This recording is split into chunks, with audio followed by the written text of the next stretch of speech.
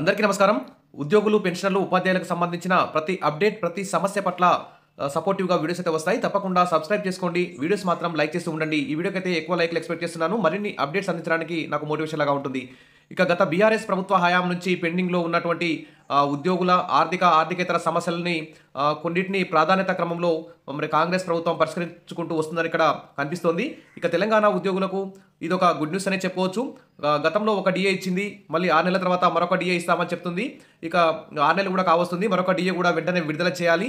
ప్రస్తుతం అయితే ప్రతి నెల 700 కోట్ల పెండింగ్ బిల్లులు విడుదల చేస్తామని కాంగ్రెస్ ప్రభుత్వం ఉద్యోగులకు జేఏసీకి అయితే హామీ ఇచ్చింది. దాని ప్రకారం వరుసగా 4 నెలల నుంచి ప్రతి నెల 700 కోట్ల మేర దాదాపు 3000 కోట్ల పెండింగ్ బిల్లులను అయితే విడుదల చేసింది.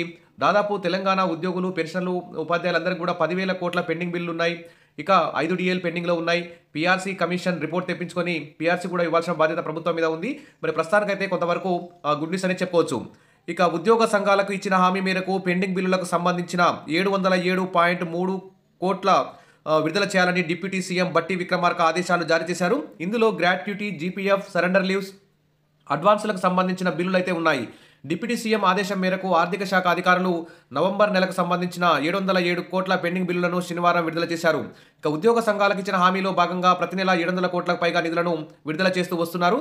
వరుసగా 4 నెలలుగా ప్రజాప్రభుత్వం ఇచ్చిన హామీ మేరకు ఉద్యోగుల బకాయిలను నవంబర్తో చెల్లిస్తూ వస్తోంది. కాబట్టి ఈ క్రమంలో ఉప ముఖ్యమంత్రి బట్టి విక్రమార్క అయితే కీలక ఆదేశాలు జారీ చేశారు. ఇక దాదాపు గత ప్రభుత్వ హయాం నుంచి పెండింగ్ బిల్లులు పేరుకపోవడంతో దాదాపు 10,000 కోట్లకు చేరాయి. ఇక గ్రాట్యుటీ, జీపీఎఫ్, సరెండర్ లీవులు, అడ్వాన్స్లకు సంబంధించి ఈ విధంగా పెండింగ్లో ఉండడం పట్ల ఉద్యోగులు అయితే లక్షల్లో నష్టపోతున్నారు. కాబట్టి ప్రతి నెల 700 కోట్లు ఇచ్చుకుంటూ వస్తుంది. ఇప్పటివరకు అయితే 3,000 కోట్లు పెండింగ్ బిల్లు అయితే ఇచ్చింది. మరి కనీసం 1,000 కోట్లకు పెంచాలని మరి ఉద్యోగులు, ఉద్యోగ సంఘాలు అయితే ప్రభుత్వాన్ని డిమాండ్ చేస్తున్నాయి. మరి 700 కోట్ల చొప్పున ఇస్తే పెండింగ్ బిల్లులు క్లియర్ కావడానికి దాదాపు 2 సంవత్సరాలు పడుతుందని ఉద్యోగ సంఘాలు అంటున్నాయి. ప్రతి నెల 700 మంది వరకు ఉద్యోగులు పదవి విరమణ పొందుతున్నందున వారికి చెల్లించాల్సి వస్తుందని, అందువల్ల నెలకు కనీసం 1,000 కోట్ల నుంచి 1,500 కోట్ల వరకు విడుదల చేయాలని కోరుతున్నాయి. ఈ మేరకు ఉద్యోగ సంఘాల జేఏసీ నేతలు సోమవారం సమావేశమై ఈ విషయంతో పాటు డీఏ విడుదల హామీ తదితర అంశాలపై కూడా చర్చించి తీర్మానించనున్నాయని తెలిసింది. సరే, ఏది ఏమైనా 1000 నుంచి 1,500 కోట్ల ప్రతి నెల విడుదల చేస్తే బాగుంటుంది. మరి మరొక డీఏ కూడా 6 నెలల తర్వాత ఇస్తామని చెప్పారు. మరి 6 నెలలు కావస్తుంది. ఆ డీఏపై కూడా ప్రభుత్వం మరి కీలక ప్రకటన చేయాల్సిన అవసరం ఉంది. కాబట్టి ఈ రోజైతే రేపు సోమవారం రోజు ఉద్యోగ సంఘాల జేఏసీ మీటింగ్ పెట్టుకొని మరి ప్రభుత్వానికి ఏమైనా రిప్రజెంటేషన్ ఇస్తుందేమో చూస్తున్నారు. ఈ విధంగా మరి కొంతవరకు అయితే ఇది గుడ్ న్యూస్ అని చెప్పుకోవచ్చు. ఏది ఏమైనా మరి పెండింగ్లో ఉన్న డీఏలన్నింటినీ క్లియర్ చేయాలి. తర్వాత పీఆర్సీ కమిషన్ రిపోర్ట్ వెంటనే తెప్పించుకోవాలి. తర్వాత క్యాష్లెస్ ఈహెచ్ఎస్ స్కీమ్ కూడా వెంటనే అమల్లోకి తీసుకురావాలి. రిటైర్మెంట్ అయిన వారికి కూడా వెంటనే రిటైర్మెంట్ బెనిఫిట్స్ వచ్చే విధంగా చర్యలు తీసుకోవాలి.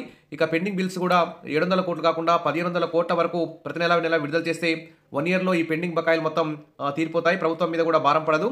ఉద్యోగులు కూడా ఆత్మస్థైర్యంతో ముందుకు పోయే అవకాశం ఉంది. కాబట్టి ప్రభుత్వం ఆ దిశగా చర్యలు తీసుకోవాలని కోరుకుందాం. Wish all the best. మరిన్ని అప్డేట్స్ కోసం మన ఛానల్ని సబ్స్క్రైబ్ చేసుకోండి. వీడియోస్ అయితే లైక్ చేస్తూ ఉండండి. Thank you.